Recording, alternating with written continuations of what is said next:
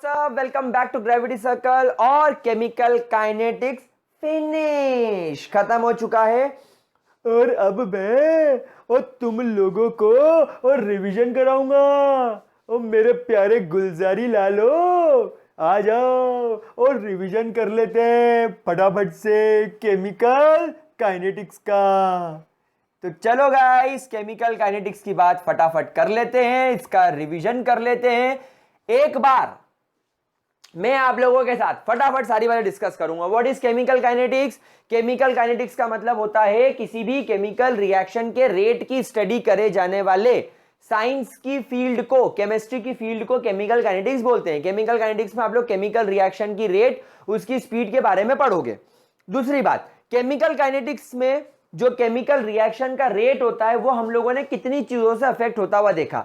वो हम लोगों ने देखा कि केमिकल रिएक्शन का रेट पहला कॉन्सेंट्रेशन ऑफ रिएक्टेंट की वजह से, दूसरा टेम्परेचर की वजह से, और तीसरा कैटलिस्ट की वजह से अफेक्ट करता है। ठीक है, यहां तक की बात क्लियर हो गई। देन हम लोगों ने सबसे पहले एक चीज पढ़ी थी कि अगर आपके पास में एक रिएक्शन हो रही है जिसमें n moles of A m moles of B के साथ रिएक्ट करके P moles of C and Q moles of D बना रहा है, तो इसके लिए अगर आप लोगों को रेट लिखना हो, एवरेज रेट, तो if you want to write the average rate of this reaction, तो it can be written as -1/n delta A upon delta T is equal to -1/m delta B upon delta T is equal to +1/P delta C upon delta T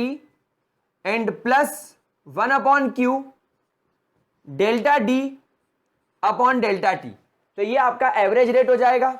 ठीक है, कोई दिक्कत तो नहीं इसके अंदर।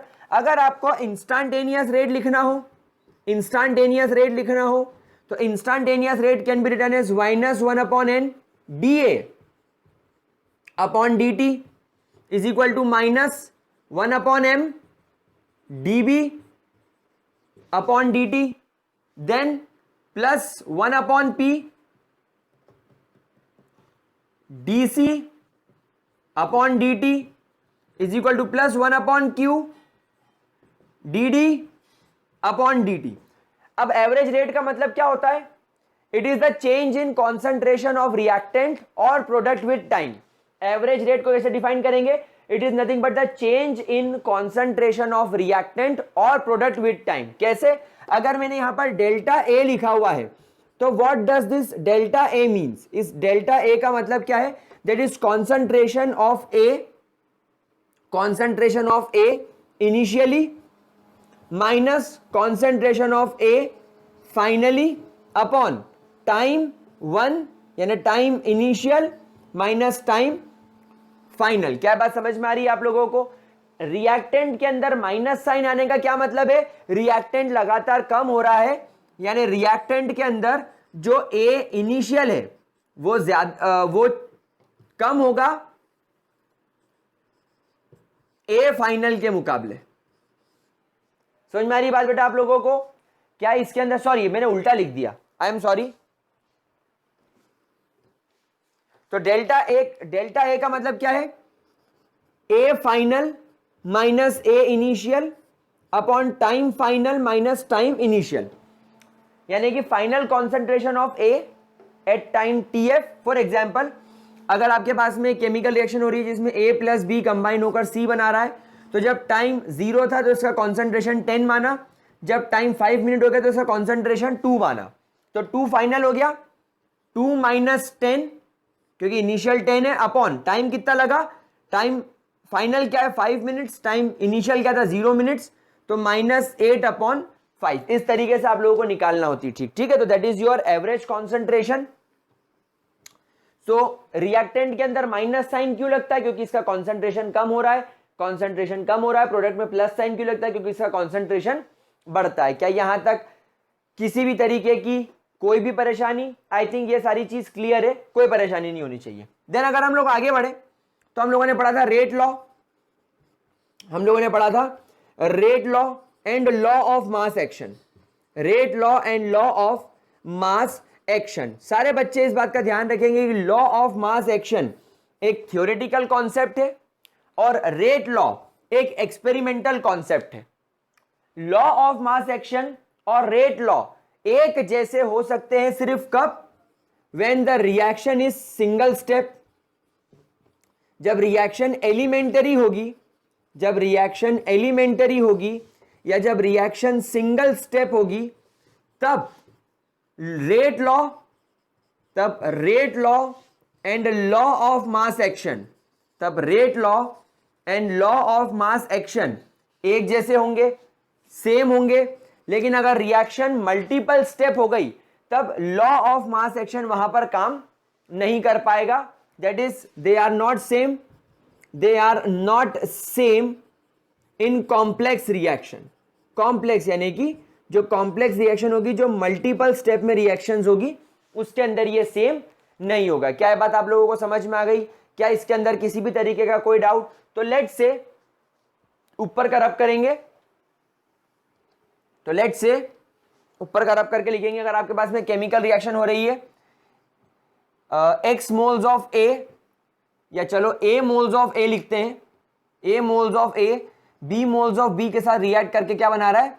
Product. तो बेटा रेट लॉ कहता है that rate of a chemical reaction, rate of a chemical reaction is directly proportional to the product, is directly proportional to the product of active mass of reactant. Reactant के जो active mass होंगे उनका product यानी उनका multiplication, raise to the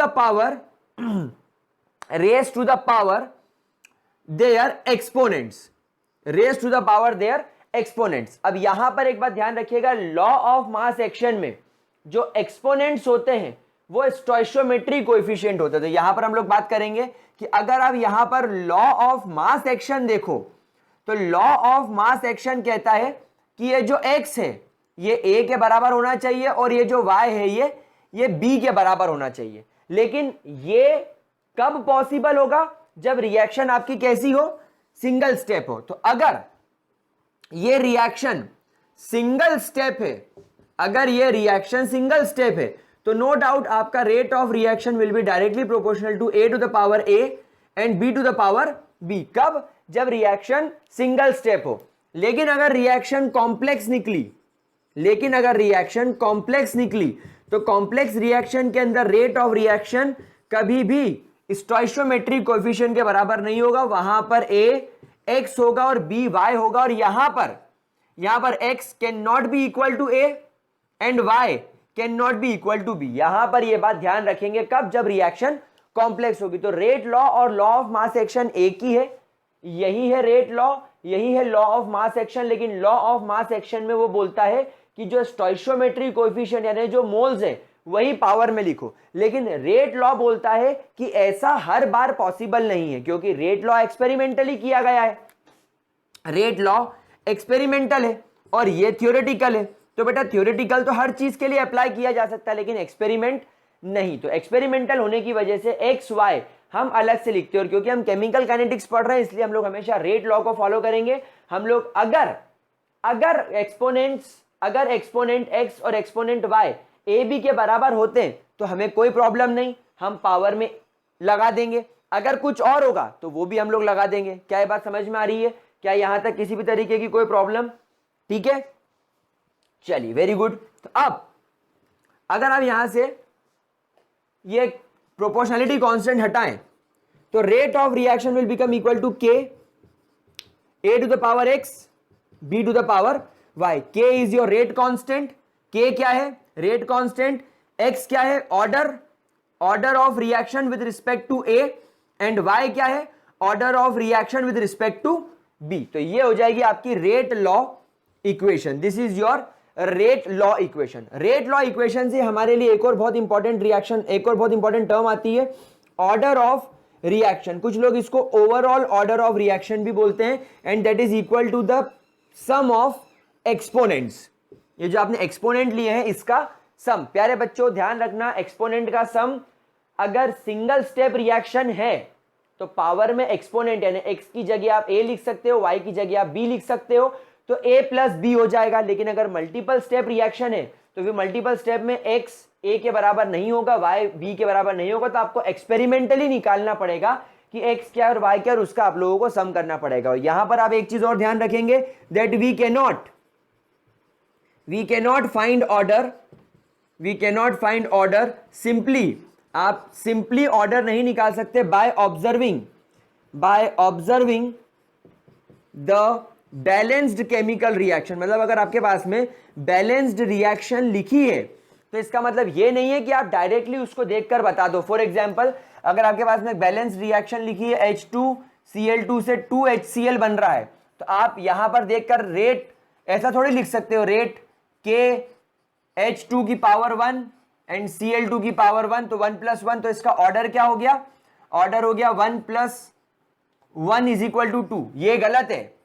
क्यों? क्योंकि आपको यहां पर किस पर रिलाय करना पड़ेगा, हम लोगों को एक्सपेरिमेंट्स के ऊपर रिलाय करना पड़ेगा। जो एक्सपेरिमेंटल डेटा आएगा उसके बेसिस पर ही हम लोग बात कर पाएंगे, उसके अलावा हम लोग यहां पर कोई बात नहीं कर पाएंगे। Is that clear to you guys? Sure? चलिए, सुपर्ब। नाउ इतना समझने के बाद अगर हमारे पास में ऑर्डर आ गया, और हम लोगों को यह चीज भी पता चल गई कि हम लोग किस तरीके से एक्सपेरिमेंटली पता करेंगे कि केमिकल रिएक्शन का रेट क्या है, या केमिकल रिएक्शन के रेट को आप एक्सपेरिमेंटली कैसे निकाल सकते हैं। तो यहां पर फॉर एग्जांपल, अगर आपके पास में केमिकल रिएक्शन हो रही है 2NO + O2 से 2NO2, अगर ये रिएक्शन हो रही है तो बेटा आप लोगों को इस तरीके से इसका डेटा दिया जा सकता है कि NO का कॉन्सेंट्रेशन, और कॉन्सेंट्रेशन की यूनिट क्या होती है, मोल्स पर लीटर, O2 का concentration in moles per litre, and NO2 का formation, this is rate of formation of NO2, और रेट की यूनिट आपको दी जा सकती है moles per litre per second. तो यहां पर आपको ध्यान रखना पड़ेगा कि इसकी यूनिट क्या दे रखी है। मैं आपको रेट की यूनिट निकालना सिखाऊंगा, लेकिन पहले मैं आपको बता देता हूं। तो लेट्स से इनिशियल कॉन्सेंट्रेशन इसका 0.30 है, इसका 0.30, तो रेट 0.096 है। जब आपने A के कॉन्सेंट्रेशन को डबल करा और B के कॉन्सेंट्रेशन को सेम रखा, तो रेट 4 गुना बढ़ता हुआ आपको दिखाई देगा। तो 6 4 24, 2 कैरी, 4 9 36, 3 8, तो आपको रेट कितने टाइम्स बढ़ता हुआ दिखाई दिया, 4 गुना। मतलब ये बात पक्की हो गई कि जब आप इसका रेट निकालेंगे तो rate is equal to K A की पावर में 2 आना पड़ेगा, यानी एक्सपोनेंट इसका 2 है। क्यों? क्योंकि जैसे आपने A के कॉन्सेंट्रेशन को डबल करा, यानी आप मान के चलो कि शुरुआत में A 1 था, 1 की पावर 2 यानी 1, तो ये कॉन्सेंट्रेशन हो गया, ये रेट हो गया। अब आपने A का कॉन्सेंट्रेशन डबल कर दिया, यानी A की जगह 2 कर दिया, तो 2 की पावर 2 क्या हो जाएगी, 4। तो आप देखो रेट 4 टाइम्स बढ़ गया, तो ये बात यहां पर प्रूफ हो गई। फिर आपने इसको कांस्टेंट रख दिया इनिशियल जैसा, और आपने इसको डबल कर दिया, तो आपने देखा कि इसको डबल करते ही आपका जो इनिशियल रेट था वो 0.192 हो गया, यानी वो 2 टाइम्स बढ़ गया। 2 टाइम्स बढ़ गया यानी कि B की पावर में डेफिनेटली 1 होना चाहिए। B की पावर में क्या होना चाहिए, डेफिनेटली 1 होना चाहिए। क्यों? क्योंकि अगर आपके पास में 1 की पावर में 1 है तो इनिशियल रेट 1 होगा।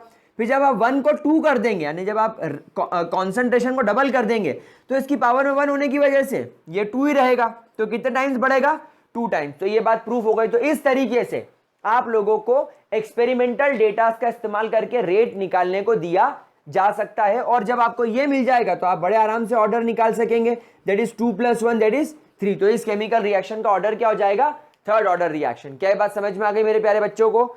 ठीक है, वेरी गुड। तो इस तरीके से आप लोगों को क्वेश्चंस वगैरह सॉल्व करने पड़ सकते हैं, वो सब अपन ने डिटेल में पढ़ रखा है, डिटेल में अच्छे से बात की है, पर रिवीजन हमको करना है। देन अगर आप लोगों को ध्यान से अगर आप देखो तो rate is equal to K, और लेट्स अपन यहां मानते हैं A to the power X and B to the power Y। तो अगर मैं यहां पर K की यूनिट निकालने की कोशिश करूं तो K की यूनिट क्या हो जाएगी, rate upon A to the power X and B to the power Y, A to the power X and B to the power Y। क्या यहां तक की बात समझ में आ गई? नाउ प्यारे बच्चों, रेट की यूनिट होती है मोल्स, रेट की यूनिट क्या होती है, moles per litre per second. ए क्या है, कॉन्सेंट्रेशन, कॉन्सेंट्रेशन की यूनिट क्या होती है, मोल्स पर लीटर की पावर में x मल्टीप्लाई बाय b भी कॉन्सेंट्रेशन ही है, तो इसकी यूनिट भी क्या होगी, moles per litre to the power y। जब बेस सेम होता है तो आप यहां पर पावर को प्लस कर दीजिए, तो it will become equal to moles per litre per second upon moles per litre to the power x plus y. अभी हम लोग जानते हैं कि अगर x प्लस वाई कर दिया जाए तो ओवरऑल ऑर्डर ऑफ रिएक्शन निकल जाता है। तो overall order of reaction is equal to x plus y. तो मैं ओवरऑल ऑर्डर को नाम दे देता हूं n, तो यानी कि x प्लस वाई क्या हो जाएगा, n। बस आप इससे k की यूनिट निकाल सकते हैं, आप k की यूनिट निकाल सकते हो। और प्यारे बच्चों, k की यूनिट किस पर डिपेंड करेगी, ऑर्डर ऑफ रिएक्शन पर। इस बार ध्यान रखना, k unit will depend on order of reaction का ऑर्डर क्या है। क्या बात समझ में आ गई? या तो ये फॉर्मूला यूज कर लो, या आप इसको ऐसा देखो, जब आप इसको मोल्स को ऊपर ले जाएंगे तो ये मोल मोल हो जाएगा, तो ये कुछ ऐसा दिखेगा, moles 1 minus n, then litres हो जाएगा n माइनस 1, क्योंकि माइनस 1 है ना, और सेकेंड पर सेकेंड अपनी जगह पर रहेगा। तो या तो आप यूनिट निकालने के लिए ये फॉर्मूला का इस्तेमाल करो, या तो आप यूनिट निकालने के लिए ये फॉर्मूले का इस्तेमाल करो। एक एग्जांपल मैं आपको बताता हूं, अगर आपके पास में जीरो ऑर्डर रिएक्शन है, अगर आपके पास में जीरो ऑर्डर रिएक्शन है, n की वैल्यू जीरो है, तो यहां पर आप n की वैल्यू जीरो रखो, तो मोल्स हो जाएगा ये 1 माइनस 0 1, लीटर 0 माइनस 1 यानी कि माइनस 1 पर सेकेंड। तो इस तरीके से आप यूनिट्स निकाल सकते हो। तो इस तरीके से बड़े आराम से आप यूनिट वगैरह फाइंड कर सकते हो। क्या यहां तक की बात क्लियर हो गई? चलिए, वेरी गुड। इसके बाद हम लोग आगे बढ़ते हैं कि अगर मान लीजिए आपके पास में एक टर्म आ रही है that is called as molecularity. Now what is molecularity? प्यारे बच्चों, मॉलिक्यूलैरिटी का मतलब होता है कि एक केमिकल रिएक्शन के अंदर एक साइमल्टेनियस पॉइंट पर, यानी एक स्पेसिफिक पॉइंट पर, लेट्स से ये पॉइंट पर कितने सारे रिएक्टेंट्स के मॉलिक्यूल्स आकर साइमल्टेनियसली टकरा रहे हैं, कितने मॉलिक्यूल एक साथ एक पॉइंट पर आकर कोलॉइड कर रहे हैं, that is called as molecularity of a chemical reaction. उसे ही बोला जाता है molecularity of a chemical reaction. और हम लोग सब लोग जानते हैं दैट मॉलिक्यूलैरिटी जो भी हो सकती है, molecularity can never be more than 3, ये एक्सपेरिमेंट्स में देखा गया। और आप लोग भी जानते हो कि एक साथ एक जैसी स्पीड पर एक ही पॉइंट पर आकर टकराना 2 लोगों के लिए पॉसिबल है, 3 लोगों के लिए पॉसिबल है, 4, 5, 10 के लिए बहुत ज्यादा मुश्किल है। इसलिए यह बोला जाता है कि molecularity can never be more than 3। क्या ये बात समझ में आ गई आप लोगों को? क्या इसके अंदर किसी भी तरीके की कोई दिक्कत? दूसरी बात, अगर आपके पास में कोई कॉम्प्लेक्स रिएक्शन है, for example KClO3 plus FeSO4 के 2 मोल्स प्लस H2SO4, इस तरीके से अगर मान लीजिए आपके पास में कोई केमिकल रिएक्शन है, या इसको अपन मान लेते हैं 4FeSO4 और ऐसा अपन इसको कुछ मान ले, है ना। तो अगर आपके पास में कोई इस तरीके की कॉम्प्लेक्स रिएक्शन है, तो आप कॉम्प्लेक्स रिएक्शन को देखकर आप क्या बोलोगे कि 2 H2SO4, 4 FeSO4 और एक KlO3, तो 2 और 4 6 और एक 5, नहीं 4 5 6 और 7, क्या 7 मॉलिक्यूल्स एक साथ एक पॉइंट पर टकराकर आपको प्रोडक्ट दे पाएंगे? यह बात देखते ही समझ में आ जाएगी कि इट इज नॉट पॉसिबल। तो अगर आप कोई बैलेंस्ड केमिकल रिएक्शन देख रहे हो और अगर आप उसके अंदर गिनो मॉलिक्यूल, इसके 2 मॉलिक्यूल, इसके 4 मॉलिक्यूल, इसके 1 मॉलिक्यूल, 7 मॉलिक्यूल, क्या 7 मॉलिक्यूल एक साथ एक पॉइंट पर टकरा पाएंगे? पॉसिबल ही नहीं है। मतलब ये केमिकल रिएक्शन जैसी दिख रही है वैसी नहीं है। देयरफॉर आप सीधे सीधे बोल देंगे, therefore it is a complex reaction. ये कैसी रिएक्शन है? ये एक कॉम्प्लेक्स रिएक्शन है जो कहां होगी? जो मल्टीपल स्टेप में होगी।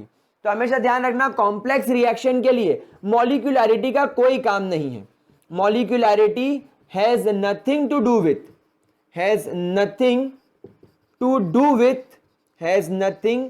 Do with complex reaction.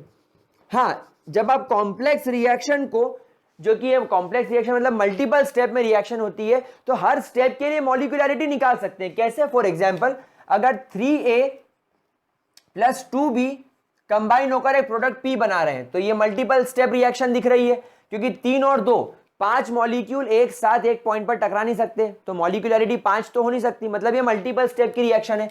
तो जब आप इसका स्टेप नंबर 1 देखेंगे तो हो सकता है कि A और C नाम का एक, या A और B पहले कंबाइन होकर बनाए C, फिर C बचे हुए B के साथ कंबाइन होकर बनाए D, फिर ये D बचे हुए 2A के साथ कंबाइन होकर बनाए P। तो ये 3 स्टेप में रिएक्शन हो रही है। जब आप इन 3 स्टेप को जोड़ोगे तो देखो C से C कट जाएगा, D से D कट जाएगा, ये A और ये A मिलकर बना लेगा 3A, ये B और ये B मिलकर बना लेगा 2B, और यहां पर प्रोडक्ट साइड से P बचा तो आपकी रिएक्शन हो गई। तो ये मल्टीपल स्टेप रिएक्शन हो गई। तो अब मल्टीपल स्टेप रिएक्शन के अंदर ना तो आप इसको देखकर ऑर्डर निकाल सकते हो भाई, ना तो इसको देखकर आप ऑर्डर निकाल सकते हो, और ना तो आप इसको देखकर मॉलिक्यूलरिटी निकाल सकते हो। तो अब ऑर्डर कैसे निकालेंगे? तो ऑर्डर के लिए हम लोग देखेंगे कि इसके अंदर स्लोवेस्ट स्टेप कौन सी है। जो स्लोवेस्ट स्टेप होती है वही रेट डिटरमाइनिंग स्टेप होती है। अगर आपको मेरा एग्जांपल याद हो कि अगर अपन 4x100 रिले रेस दौड़ रहे हो, 2 लोग इधर खड़े हो, 2 लोग इधर खड़े, एक टीम में 4 लोग हैं, तो ऐसी बहुत सारी टीमें खड़ी है, तो कौन सी टीम जीतेगी वो किस पर डिपेंड करेगा कि उस टीम का स्लोवेस्ट प्लेयर उस दिन कैसा भागता है।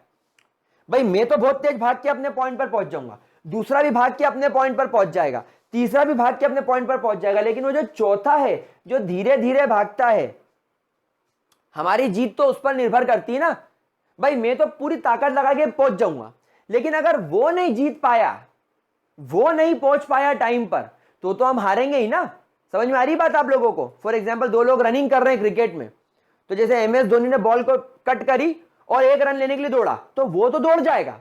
लेकिन अगर मान लो सामने कोई बहुत ही ज्यादा ढीला प्लेयर हो, कोई बहुत ज्यादा एजेड प्लेयर हो, फॉर एग्जाम्पल अगर आपने वो उसका पाकिस्तानी प्लेयर इंजिमा मुल्क का नाम सुना, मोटा इंजिमा मुल्क, तो वो भाग ही नहीं सकता, तो धोनी तो भाग जाएगा, लेकिन वो नहीं भाग पाएगा, तो हो सकता है धोनी को रन आउट करा दे। तो यहां पर जो स्लोवेस्ट प्लेयर है वो डिटरमाइन करेगा कि आप जीतोगे कि हारोगे। वैसे ही इसके अंदर भी जो स्लोवेस्ट केमिकल रिएक्शन है वही डिटरमाइन करेगी कि केमिकल रिएक्शन का रेट क्या होगा। तो स्लोवेस्ट स्टेप को देखकर, जो भी स्लोवेस्ट स्टेप है उसको देखकर आप उसका रेट लॉ लिख सकते हो, और जैसे ही आप रेट लॉ लिखोगे आप उसका ऑर्डर निकाल सकते हो, और फिर आप हर इंडिविजुअल स्टेप की मॉलिक्यूलरिटी भी देख सकते हो। इसकी मॉलिक्यूलरिटी 2 दिख रही है, इसकी मॉलिक्यूलरिटी 2 दिख रही है, इसकी मॉलिक्यूलरिटी 3 दिख रही है, और अपन जानते हैं मॉलिक्यूलरिटी 3 तक हो सकती है। तो मॉलिक्यूलरिटी कभी भी कॉम्प्लेक्स रिएक्शन के लिए नहीं निकालना है, एलिमेंट्री रिएक्शंस के लिए, यानी जो सिंगल स्टेप में हो रही है उसके लिए निकालो। और अगर कॉम्प्लेक्स रिएक्शन है तो उसकी सारी स्टेप्स खोल कर देखो, और हर स्टेप के लिए इंडिविजुअल मॉलिक्यूलरिटी आप लोग निकाल सकते हो, और इसी तरीके से आप लोग रेट लॉ भी निकाल सकते हो। क्या बात समझ में आ गई? चलिए, अच्छा, मॉलिक्यूलरिटी के हिसाब से केमिकल रिएक्शन अलग अलग टाइप की होती है। यूनिमॉलिक्यूलर, जिसमें एक अकेला रिएक्टेंट पड़े पड़े टूट जाएगा प्रोडक्ट्स में। बायमॉलिक्यूलर में 2 रिएक्टेंट्स टकराएंगे। ट्राइमॉलिक्यूलर के अंदर 3 टकराएंगे, और 3 से ज्यादा तो अपन ने पढ़ी नहीं। ठीक है, चलिए, सुपर, बहुत बढ़िया। आगे बढ़ते हैं इंटीग्रेटेड रेट इक्वेशंस की तरफ। Let's talk about integrated rate equations. बेटा, इंटीग्रेटेड रेट इक्वेशन का मतलब क्या है?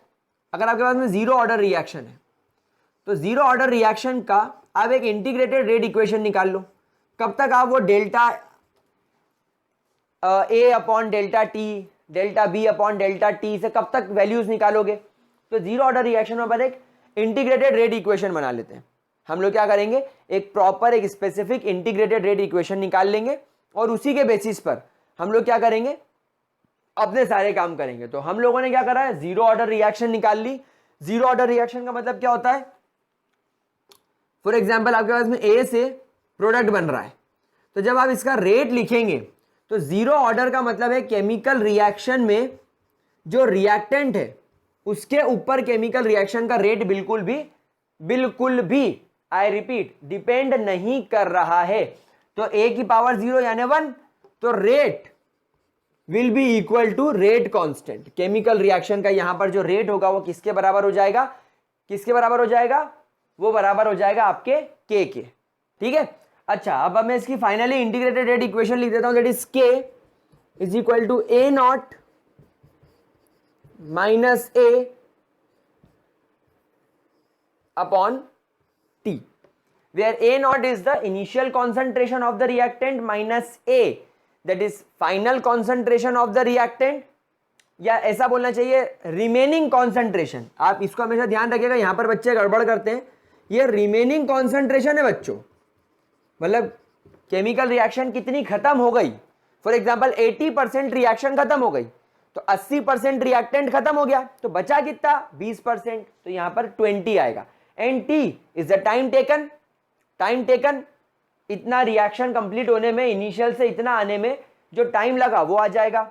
अगर आप इसकी हाफ लाइफ निकालें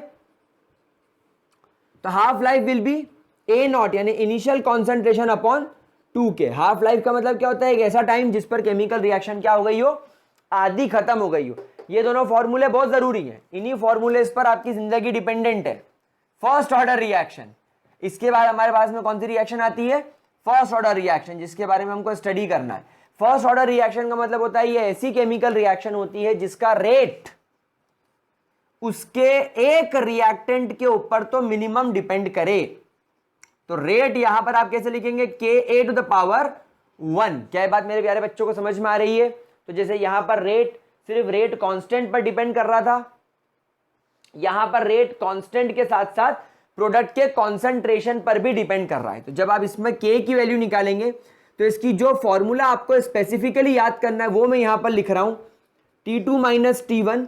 T1 आपका टाइम जब केमिकल रिएक्शन शुरू हुई, एंड T2 जब आपकी केमिकल रिएक्शन रुक गई। आपको दो टाइम दे रखे होंगे, एक शुरू वाला और एक बाद वाला, तो शुरू वाला ये, बाद वाला ये, इंटू लॉग बेस 10। आपको यही याद करना है, आपको यही याद करना है। ए नॉट मतलब इनिशियल कॉन्सेंट्रेशन है टाइम T1, यानी ये कॉन्सेंट्रेशन क्या है, जो कॉन्सेंट्रेशन आपको दे रखा हो एट टाइम T1 अपॉन ए, और ये क्या है, that is concentration at time T2। बस ये एक आपको मेरे प्यारे बच्चों को फॉर्मूला याद रखना है। अगर आप इसका हाफ लाइफ निकालने जाएं, अगर आप इसका हाफ लाइफ निकालने जाएं तो इसका हाफ लाइफ का फॉर्मूला तो और इजी होता है, 0.693 अपॉन के। बस ये आपको इसका हाफ लाइफ फॉर्मूला याद करना है। तो अगर आपने इतने फॉर्मूले भी अगर याद कर लिए, अगर आपने इतने फॉर्मूले याद कर लिए तो आप मान के चलिए आपको लगभग सारे न्यूमेरिकल आप लोग निपटा सकते हैं। तो first order reaction, zero order reaction हमारी यहां पर हो गई। फिर हमारे पास में आती है सूडो फर्स्ट ऑर्डर रिएक्शन। बेटा सूडो का मतलब नकली और फर्स्ट ऑर्डर का मतलब क्या होता है, जो फर्स्ट ऑर्डर जैसी दिखे, लेकिन रियलिटी में क्या वो फर्स्ट ऑर्डर होती है, नहीं, रियलिटी में वो फर्स्ट ऑर्डर नहीं होती, वो सूडो होती है, वो नकली होती है, और कंडीशंस की वजह से उसे फर्स्ट ऑर्डर जैसा दिखना पड़ता है। तो ज्यादा डिटेल में आई थिंक बात करने की जरूरत नहीं है, इजी है। सूडो फर्स्ट ऑर्डर रिएक्शन तो इजी है। सूडो मतलब नकली, फर्स्ट ऑर्डर रिएक्शन ये कंडीशंस के ऊपर डिपेंड करती है reaction. For example CH3 C double bond O C2H5, ये ईस्टर है, ये पानी के साथ रिएक्ट कर रहा है, ये बना रहा है CH3COOH और ये बना रहा है C2H5OH। अगर ये 1 मोल लिया तो ये 100 मोल होगा, शुरू में 0 मोल होगा, बाद में ये 0 मोल होगा, ये 99 बचेगा, क्योंकि 1 मोल के साथ 1 मोल वाटर रिएक्ट करके 1 मोल ये दे देगा। तो यहाँ पर वाटर एक्सेस में हो गया, तो हमने इसको कांस्टेंट मान लिया। तो जब आप इस टाइप की रिएक्शंस का रेट लिखेंगे तो ये एक इंपॉर्टेंट बात है, आपको यहाँ पर लिखना पड़ेगा K dash multiply by active mass of ester raise to the power 1 and active mass of water raise to the power 1। लेकिन बच्चों वाटर के कॉन्सेंट्रेशन में कोई खास फर्क पड़ नहीं रहा है, तो अपन ने इसको भी कांस्टेंट मान लिया। इसको भी क्या मान लिया कि भैया कांस्टेंट वैल्यू है, ये ज्यादा चेंज नहीं होगी, और ये भी कांस्टेंट है। तो हम लोग एक काम करते हैं, जो ओवरऑल रेट कांस्टेंट होता है उसको K dash multiply bye H2O के बराबर मान लेते हैं। तो अब जब आप फाइनल रेट लिखोगे, that rate will be called as K multiply by active mass of CH3 C double bond O C2H5। बस, तो थी ये सेकेंड ऑर्डर, इसकी पावर में भी 1 था, इसकी पावर में भी 1 था, लेकिन हुआ क्या, वाटर की कंडीशंस इतनी ज्यादा थी, वाटर इतना ज्यादा अबंडेंट में था कि हमको उसको कांस्टेंट मान के आगे बढ़ना पड़ा। तो अब रिएक्शन दिख रही है फर्स्ट ऑर्डर, है कोई और ऑर्डर की लेकिन दिख फर्स्ट ऑर्डर रही है, इसलिए ऐसी रिएक्शंस को क्या बोलते हैं, सूडो फर्स्ट ऑर्डर रिएक्शन। तो यहां पर आपका कॉन्सेंट्रेशन से रिलेटेड सारी बातें खत्म हो गई। देन नेक्स्ट हम लोग बात करते हैं टेम्परेचर की, मतलब केमिकल रिएक्शन के रेट पर टेम्परेचर का क्या असर पड़ता है। मेरे प्यारे बच्चों, मैंने आपके साथ में डिस्कस किया था कि ऑलमोस्ट सारी केमिकल रिएक्शन का रेट जैसे ही आप टेम्परेचर बढ़ाओगे तो बढ़ जाएगा। और हम लोगों ने क्या ऑब्जर्व किया था कि जैसे ही आप 10 डिग्री सेल्सियस टेम्परेचर बढ़ाते हो, केमिकल रिएक्शन का रेट क्या हो जाता है, डबल हो जाता है। क्या बात समझ में आ रही है मेरे प्यारे बच्चों को। फिर आपके पास में एक आरेनियस इक्वेशन आई थी, A e to the power minus E A upon R T, e is exponent, A is Arrhenius constant, या इसको प्री एक्सपोनेंशियल कांस्टेंट भी बोलते हैं।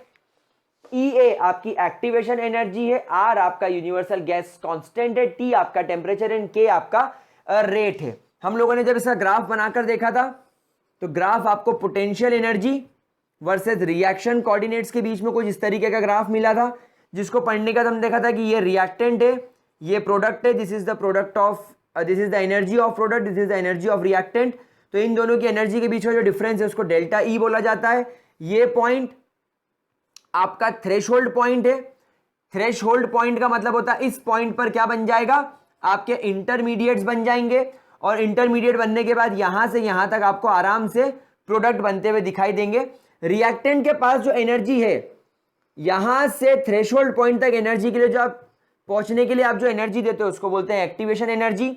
और जीरो से थ्रेशोल्ड पॉइंट तक पहुंचने के लिए आप लोग जो एनर्जी देते हो, यानी कि इस पॉइंट तक पहुंचने के लिए, जीरो से इस पॉइंट तक पहुंचने के लिए, देखो एक्टिवेशन एनर्जी का बात ध्यान रखना, एक्टिवेशन एनर्जी में रिएक्टेंट के पास ऑलरेडी कुछ एनर्जी है, उसकी एनर्जी जीरो नहीं है। तो यहां से यहां पहुंचने के लिए जो एनर्जी दे रहे हैं वो एक्टिवेशन एनर्जी, लेकिन जीरो से यहां तक पहुंचने के लिए जो एनर्जी दे रहे हैं उसको बोलते हैं थ्रेशोल्ड एनर्जी। तो छोटी मोटी बातें मैं पढ़ा चुका हूं पर मैंने फिर एक बार बता दी, ठीक है, इट इज वेरी इजी। उसके बाद हम लोगों ने इसको इंटीग्रेट करा था, नेचुरल लॉग के इज इक्वल टू ये ई जो था एक्सपोनेंट, ये जैसे इंटीग्रेट करोगे minus E A upon R T हो जाएगा प्लस नेचुरल लॉग ए। ये आपकी इक्वेशन हो गई। आप चाहे तो इसको नेचुरल लॉग में भी लिख सकते हैं, लॉग बेस 10 में कन्वर्ट करके। तो लॉग बेस 10 के is equal to minus E A upon 2.303 R. और यहां पर आप एक काम करो, चलो अभी तो इसको ऐसा लिखो, टी प्लस लॉग बेस 10 ए। एक तो ये हो जाएगा, और अगर दो अलग अलग टेम्परेचर्स पर अगर आप इस चीज को कर रहे हो तो एक फॉर्मूला इसका और बन रहा है, log base 10 K1 upon K2 is equal to minus E A upon 2.303 R T2 minus T1 upon T1 T2। तो प्यारे बच्चों, ये फॉर्मूलेज भी इसके कुछ इंपॉर्टेंट हैं जिस पर आप लोगों को क्वेश्चंस बन सकते हैं, ठीक है। तो ये आपका टेम्परेचर डिपेंडेंस हो गया। उसके बाद हम लोगों ने एक कर्व देखा था जिसके अंदर हम लोगों ने मोस्ट प्रोबेबल काइनेटिक एनर्जी देखी थी। हमने देखा था कि एक टेम्परेचर टी पर कुछ ही फ्रैक्शन ऑफ गैसेस के पास एक्टिवेशन एनर्जी है, लेकिन आप टेम्परेचर अगर 10 डिग्री बढ़ा दोगे तो फ्रैक्शन ऑफ गैसेस जिनके पास में एक्टिवेशन एनर्जी है वो बढ़ जाएगा। वो कर्व हम लोगों ने देखा था। देन हम लोगों ने इसके अंदर इफेक्ट ऑफ कैटलिस्ट देखा था। तो बेटा कैटलिस्ट का काम क्या होता है, केमिकल रिएक्शन के अंदर पार्टिसिपेट किए बिना ही केमिकल रिएक्शन के रेट को ऑल्टर कर देना। तो they can alter the rate of chemical reaction without participating in it. तो कैटलिस्ट काम कैसे करेगा, कैटलिस्ट सिंपल तरीके से जो एक्टिवेशन एनर्जी होती है उसको कम कर देगा तो केमिकल रिएक्शन का रेट बढ़ जाएगा, और अगर एक्टिवेशन एनर्जी को बढ़ा देगा तो केमिकल रिएक्शन का रेट भी बढ़ जाएगा। तो कैटलिस्ट का काम क्या होता है, केमिकल रिएक्शन के रेट को ऑल्टर करना। अगर वो एक्टिवेशन एनर्जी को कम कर देगा तो आप उस एक्टिवेशन एनर्जी तक जल्दी पहुंच जाओगे, कम टेम्परेचर में पहुंच जाओगे, स्पीडली पहुंच जाओगे, तो केमिकल रिएक्शन जल्दी कंप्लीट हो जाएगी। और अगर उसने केमिकल रिएक्शन के एक्टिवेशन एनर्जी पॉइंट को बढ़ा दिया तो अब आपको वहां तक पहुंचने में टाइम लगेगा, ज्यादा टेम्परेचर देना पड़ेगा, देर लगेगी, इस वजह से केमिकल रिएक्शन भी जल्दी खत्म हो जाएगी। क्या बात समझ में आ गई आप लोगों को। तो that was effect of catalyst. Catalyst कितने तरीके थे, कैटलिस्ट दो तरीके के थे, नेगेटिव कैटलिस्ट जो केमिकल रिएक्शन के रेट को स्लो कर दे, पॉजिटिव कैटलिस्ट जो केमिकल रिएक्शन के रेट को बढ़ा दे। क्या बात समझ में आ गई? कोई दिक्कत? फिर हम लोगों ने देखा था कोलिजन थ्योरी। क्या देखी थी? Collision theory. बेटा कोलिजन थ्योरी का मतलब यह था कि अगर मान लीजिए केमिकल रिएक्शन चल रही है ए प्लस बी और इनकी टक्कर होने से ही प्रोडक्ट बनेगा, यह बात ध्यान रखना। मतलब ए और बी इतने इंटेंस तरीके से टकराने चाहिए कि इनकी टक्कर से प्रोडक्ट बन जाए। क्या बात समझ में आ रही है? तो इसकी कोलिजन थ्योरी के हिसाब से अगर आपको केमिकल रिएक्शन का रेट निकालना, that will be equal to Z E to the power minus E A upon R T. और यहां पर z का मतलब क्या होता है? z is your collision frequency. Collision frequency, what is collision frequency? मतलब एक गिवन यूनिट वॉल्यूम के अंदर, जैसे ये 1 सेंटीमीटर क्यूब आपको वॉल्यूम दे रखा है, तो इस गिवन वॉल्यूम के अंदर कितने मॉलिक्यूल एग्जैक्टली टकरा रहे हैं, कितने मॉलिक्यूल यहां पर टकरा रहे हैं, वो मॉलिक्यूल्स जो टक्कर ले रहे हैं, that will B collision frequency. और यहां पर कोलिजन फ्रीक्वेंसी को बताया गया है कि अगर ये कोलिजन स्ट्रांग रहा, ताकतवर रहा, तो ही आप एक्टिवेशन एनर्जी पॉइंट छू सकोगे, तो ही प्रोडक्ट बन सकेगा। अगर दो धीरे धीरे चलने वाले लोग आपस में से टकरा गए, जैसे मेरे से टकरा गया तो मुझे चोट लगेगी क्या? कहीं भी नहीं होगा। जैसे मेरा हाथ धीरे धीरे आ रहा है, ये तो टकरा के बूम, तो क्या मेरे हाथ पे चोट लगी? जब तक वो आगे ऐसा नहीं टकराएगा और जोर से नहीं टकराएगा, प्रोडक्ट नहीं बनेगा। क्या बात समझ में आ गई? कोई दिक्कत? लेकिन बाद में ये देखा गया कि कोलिजन करते वक्त तो एक इंपॉर्टेंट प्रॉब्लम आ जाती है जिसको बोलते हैं ओरिएंटेशन बैरियर। एक इंपॉर्टेंट प्रॉब्लम आ जाती है जिसको क्या बोला जाता है? Orientation barrier. मतलब दो मॉलिक्यूल टकराते हुए दिख तो रहे हैं, लेकिन उनकी टक्कर क्या सही हो रही है? फॉर एग्जाम्पल, अगर मान लीजिए एक कंपाउंड है आर और उसके साथ में जुड़ा हुआ है ब्रोमीन, और इधर से आ रहा है OH नेगेटिव, तो हम लोग जानते हैं OH नेगेटिव है और ब्रोमीन भी इलेक्ट्रोनेगेटिव है, इस पर नेगेटिव चार्ज। अगर ये दोनों आमने सामने टकरा गए तो रिपल्शन हो जाएगा भाई, नेगेटिव नेगेटिव रिपेल करेंगे, तो इस तरीके से तो नो प्रोडक्ट बनेगा। तो अब हमको यहां पर यह भी देखना है कि जो इनकी टक्कर हो रही है मॉलिक्यूल्स की, क्या वो प्रॉपर हो रही है, क्या वो प्रॉपर तरीके से हो रही है। और इसी वजह से ओरिएंटेशन बैरियर को इंक्लूड करते हुए फॉर्मूले को रीमॉडिफाई किया गया और यहां पर PAB एक नया फैक्टर लगा दिया गया, that is called as probability. ये आपको बताता है कि A और B के प्रॉपर ओरिएंटेशन में टकराने की प्रोबेबिलिटी क्या है। मतलब अगर A और B इस तरीके से टकराए और रिपेल हो गए, और अगर रिपेल हो गए और अगर कोई प्रोडक्ट नहीं बना, तो वो इसके अंदर इंक्लूड नहीं किया जाएगा। हम यहां पर वही कोलिजन लेंगे, हम वही कोलिजन को लेंगे जो टकराने पर प्रोडक्ट दे सकते हैं। प्रोबेबिलिटी तो PAB यानी प्रोबेबिलिटी मल्टीप्लाई बाय Z यानी कोलिजन फैक्टर, E यानी एक्सपोनेंट, माइनस E यानी एक्टिवेशन एनर्जी, एंड RT मतलब ideal gas constant and temperature. तो ये हो गया आपका collision theory and orientation barrier. तो मेरे प्यारे और मेरे लाडले नन्हे मुन्ने बच्चों, यहां पर अपन ने इस चैप्टर का रिवीजन भी कंप्लीट कर लिया। मैंने कोशिश करी है फटाफट धनाधन आपको रिवीजन कराने की। वीडियो देख लेना एक बार, ये वीडियो आपको सारे कॉन्सेप्ट एक बार रिफ्रेश करवा देगा। और आप लोगों को मैंने जो पूरे 11 वीडियोस बनाए हैं वो ध्यान से देखने हैं, साथ साथ नोट्स बनाने हैं। और बच्चों मैंने क्वेश्चंस कराने की कोशिश करी है, न्यूमेरिकल्स। अब आप लोगों को एनसीईआरटी के इंटेक्स्ट क्वेश्चन, एनसीईआरटी की एक्सरसाइज और एग्जाम्पल्स अच्छे से करने हैं, खुद से करने हैं। जब तक नहीं करोगे मजा नहीं आएगा। अगर आप लोगों को मदद चाहिए तो हम लोग हमारी एप्लीकेशन ग्रेविटी सर्कल के ऊपर इंटेक्स्ट और एक्सरसाइज क्वेश्चन सॉल्व कर रहे हैं। सॉल्यूशंस ऑलमोस्ट कंप्लीट हो गया है। फिर हम लोग सॉलिड स्टेट्स को कंप्लीट करेंगे, इलेक्ट्रोकेमिस्ट्री और केमिकल काइनेटिक्स। तो अगर आप चाहें तो आप वहां पर आकर इंटेक्स्ट क्वेश्चन और एक्सरसाइज का कोर्स परचेज कर सकते हैं। वो आपको परचेज करना रहेगा, 29 रुपीज का है वो। और अगर आपकी इच्छा हो तो आप परचेस करें, नहीं तो आप खुद से सॉल्व करें। खुद से पढ़ाई करना इज ऑलवेज बेस्ट, मैं मानता हूं बेस्ट है वो। तो ठीक है, अगली बात अगली क्लास में शुरू करेंगे नया chapter, that is chapter number 5 surface chemistry. इतना देखो, ये जेई लेवल तक के लिए मैंने आपको, जेई मेंस और नीट लेवल तक के लिए मैंने काफी सारी बातें इसके अंदर बताई है।